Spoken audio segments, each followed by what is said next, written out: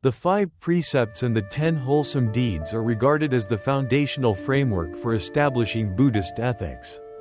Among them, the second precept, abstaining from stealing, is intended to ensure justice and to direct the human mind toward non-greed, non-hatred, and non-delusion. If an individual, a family, or a society fails to uphold and observe this precept, they should not speak of establishing moral values, let alone the attainment of true happiness. In a modern society with a market-based economy, the maintenance and observance of this precept not only serve as a driving force for the development of moral character and the preservation of social order, but more importantly, they stimulate the limitless creativity of human intellect. To abstain from stealing means that a Buddhist must not take what is not given. In Theravada Buddhist countries such as Cambodia, Laos, Myanmar, Thailand, and Sri Lanka, monastics live by alms, receiving only food and other necessities offered sincerely by lay Buddhists. Lay practitioners, on the other hand, are encouraged to support themselves and their families through wholesome and legitimate occupations. Right livelihood is one of the 8 factors of the Noble Eightfold Path. It refers to earning a living through honest and righteous means. 2 types of stealing can be distinguished. Direct stealing, which refers to taking or seizing something belonging to another without their consent. Indirect stealing, which involves acts of deception or fraud. In summary, Buddhist ethics condemn all forms of dishonest and exploitative behavior. For a Buddhist, what is not given should not be taken. And at the same time, one is encouraged to cultivate the practice of generosity. This is a fundamental principle, unchanging across all forms of transactions, whether among Buddhists or between Buddhists and non-Buddhists. An act is considered theft, taking what is not given, when the following conditions are met. First, the object in question belongs to someone else. Second, the person who takes it is fully aware that the object belongs to another. Third, there is an intention to appropriate the object. Fourth, the person uses some form of deception or means to carry out the appropriation. Fifth, there is a concrete act of taking, regardless of the means or methods employed. Once the object has been taken and the owner has not given consent, it constitutes theft. It is taking what is not given, and the one who commits such an act will inevitably reap a corresponding karmic result. What are the negative consequences for taking what is not given? The thief, the one who takes what is not rightfully theirs, will suffer the following karmic repercussions. First, after death, one may fall into lower realms of existence, such as hell, the realm of hungry ghosts, or the animal kingdom. Second, if one is fortunate enough to be reborn as a human, one will live in poverty. Third, one will find it difficult, if not impossible, to accumulate wealth. Fourth, even if wealth is accumulated, it may be lost entirely through officials, thieves, fire, or flood. Fifth, one will lack the capacity to enjoy sensual pleasures and will be looked down upon by others. What is generosity, and how should one practice it? In contrast to the karma of stealing and taking what is not given, there is the virtue of generosity. Dana, or giving, stands at the forefront of the 10 perfections in Theravada Buddhism. Buddhist ethics not only prohibit theft or taking what is not given, but also encourage all people, Buddhists and non-Buddhists alike, to cultivate and practice generosity regularly. The concept of generosity in Buddhism is expansive. It can be said that anyone, at any time, and under any circumstances, can engage in acts of giving. Those who possess material wealth can give material goods. This is known as material giving. Those who have much can give much. Those who have little can give little. The amount given is not what matters most. It is the heart of compassion and kindness behind the giving. The genuine intention to bring joy and alleviate suffering is what holds true value. For those without possessions, such as monastics who do not own personal property, there is the gift of the Dhamma, the giving of truth and teachings. This involves guiding others in human values and the path of liberation. The Buddha constantly emphasized that among all forms of giving, the giving of Dhamma is supreme. teaching others to find peace in a wholesome life and to walk the path of liberation from the cycle of birth and death. This, the Buddha regarded as a form of supernatural power, namely, the miraculous power of transformation through teaching. The Buddha spoke of 3 types of supernatural powers. First, the power of transformation, which includes extraordinary abilities such as flying through the sky like a bird, swimming through water like a fish, or walking through solid objects as though through empty space. Second, the power of recalling past lives, which is the ability to remember one's own previous existences and those of others. Third, the power of teaching and transforming others, which refers to the gift of the Dhamma, guiding others from evil to goodness, from ignorance to awakening. Among the 3 types of supernatural powers, the Buddha held the power of transformation through teaching in the highest regard, considering it the most valuable and worthy of practice. This transformative power is, in essence, the gift of Dhamma. In order to give the Dhamma, both laypeople and monastics must first study and practice the Buddha's teachings in their daily lives. This means living ethically according to the 5 precepts and the 10 wholesome deeds, and with great enthusiasm and patient perseverance, encouraging those around them to do the same. If we all make this effort, society will naturally move toward the good, individuals will live in peace, and society as a whole will be harmonious. The human realm will be transformed into a Buddha realm, as frequently stated in the scriptures. In lands where people live ethically and virtuously, nature itself becomes favorable, rain and wind occur in harmony. Natural disasters are rare, crops flourish, food is abundant, and people live in comfort and peace. Modern science has yet to fully uncover the dialectical relationship between the ethical life of a society and the operation of the natural environment. However, with his eye of wisdom, the Buddha clearly perceived this interconnection and thus encouraged us to live righteously and wholesomely in order to receive nature's blessings. There are those who are neither materially wealthy nor possess the Dhamma to teach, but they have power or influence. Such individuals can practice what the scriptures call the gift of fearlessness, offering protection and safety to all beings, freeing them from fear and anxiety. Upon deeper reflection, we can recognize that observing moral precepts is itself a form of fearlessness giving. To abstain from killing is to give beings freedom from the fear of being harmed. To abstain from stealing is to give others freedom from the fear of being robbed, deceived, or exploited. To abstain from sexual misconduct is to give people freedom from the fear of broken relationships and family discord. To abstain from false speech is to free others from the fear of deceit and betrayal.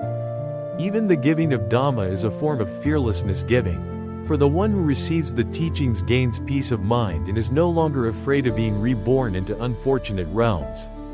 Instead, they are guided along the path of righteousness, toward awakening and liberation, toward nibbana, the highest state of happiness.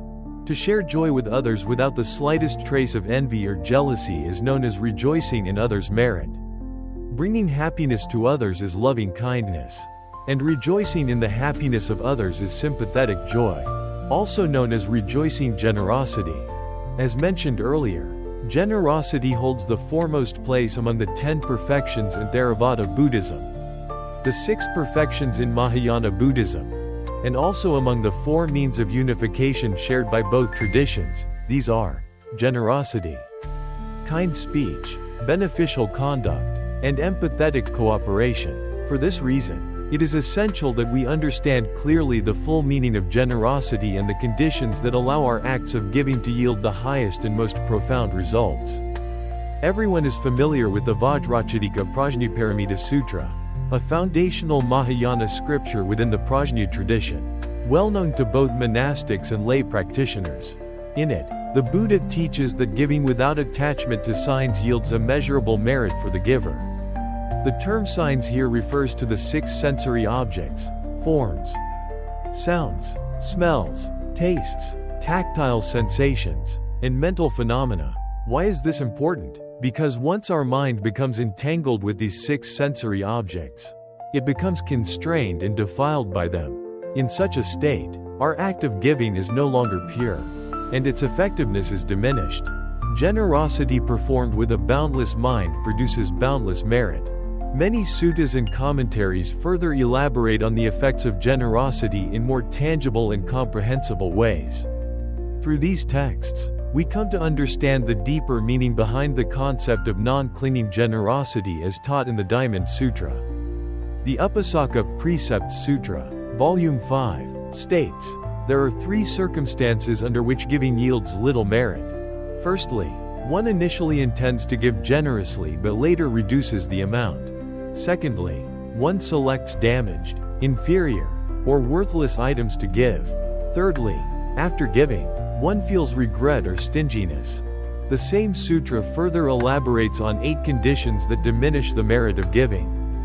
Firstly, after giving, one discovers faults or shortcomings in the recipient. Secondly, one praises oneself for the act of giving. Thirdly, one first claims to have nothing to give, then later offers something. Fourthly, after giving, one expects the recipient to fulfill certain conditions or demands. Fifthly, one gives with a partial or biased mind. Sixthly, one speaks harsh or disrespectful words after giving. Seventhly, one gives but later demands a return or repayment. Eighthly, one gives but afterward develops doubt about the action. It is clear that such forms of giving stem from a narrow or impure mind and cannot be considered acts of pure generosity.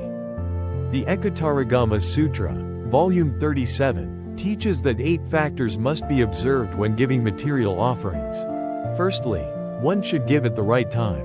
Secondly, one should offer items that are fresh and pure, not spoiled or filthy. Thirdly, one should offer the gift with both hands and personally, not by delegating it to another. Fourthly, one should frequently generate the aspiration to give, without arrogance.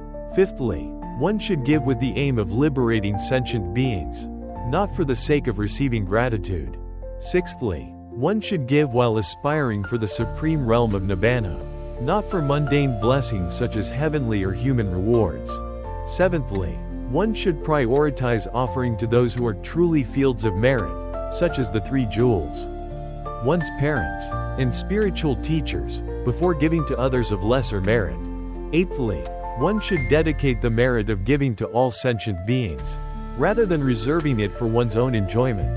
The Yogacarabhumi Sastra, Volume 38, states, "A bodhisattva, when giving, does not consider the karmic rewards, nor is the giving motivated by desire for material gain, worldly honor, repayment, reverence, or offerings. Such a bodhisattva does not give with a limited or narrow mind. Even if the material given is little, their heart remains vast and generous.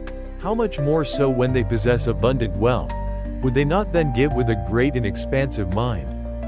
Furthermore, in Volume 39 of the Yogacarabhumi Sastra, it is written, "There are 5 characteristics of a virtuous person's act of giving.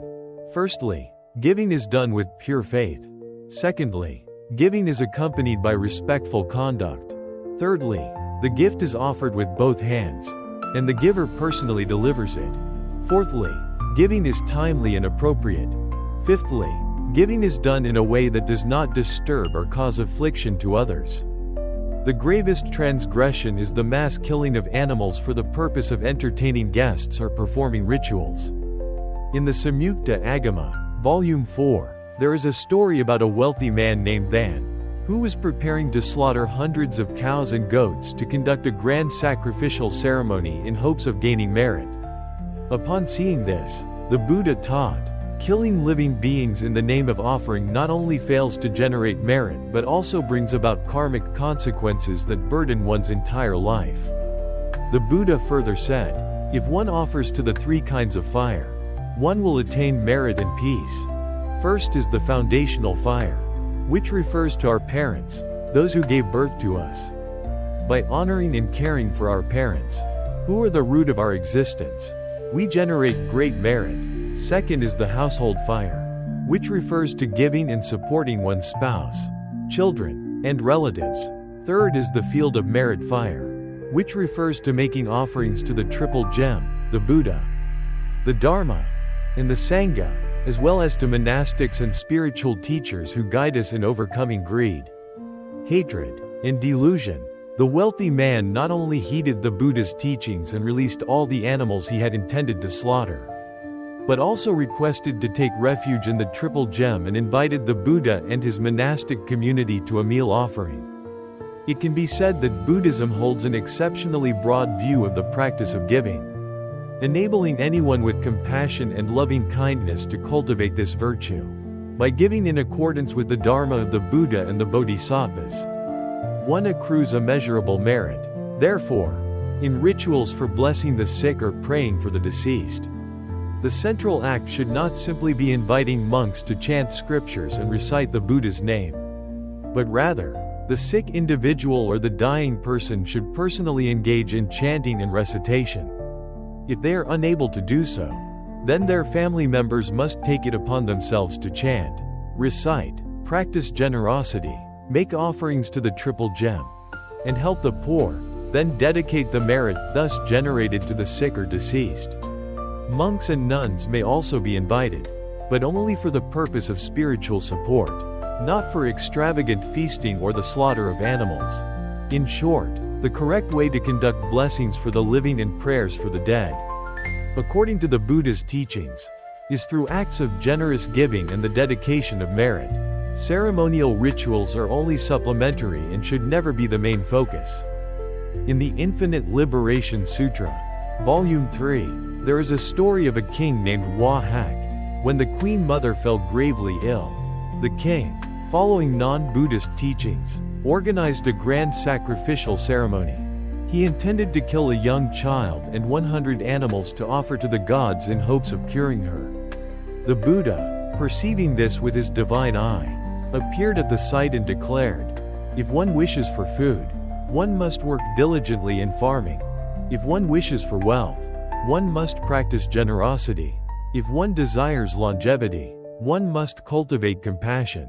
If one seeks wisdom, one must diligently study and practice virtue. Only then will one reap the fruits of happiness. To kill in the hope of extending life contradicts the law of cause and effect. To take life violates the heavenly virtue of valuing life. Such actions do not prolong life but rather shorten one's lifespan." The Buddha then recited the following verse: "If a person lives 100 years, worshipping all the gods in the world, killing elephants and horses for offerings, it is not as virtuous as cultivating loving kindness." The Buddha then radiated a brilliant light, bringing joy and delight to everyone present. The king, after listening to the Buddha's sermon, attained the first stage of sainthood.